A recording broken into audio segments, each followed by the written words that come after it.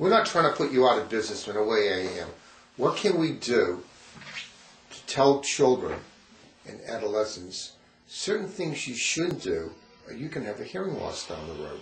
What tips can you give, like with the iPods and going to rock concerts, so you don't really have a preventable hearing loss? iPods are a big thing, actually.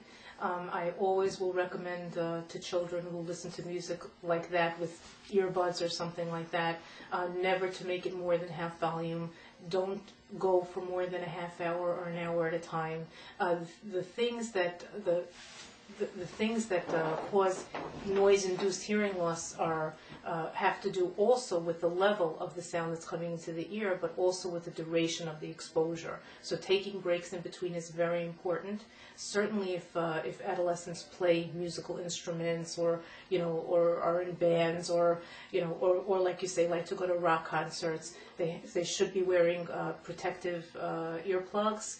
They should be taking long breaks in between. Also, iPods can be fit to special earphones that do a better job at blocking out background noise.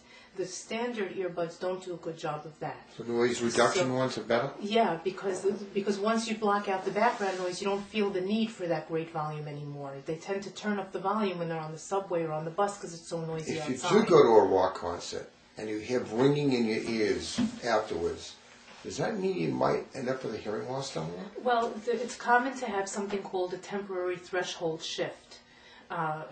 These words you use, go ahead.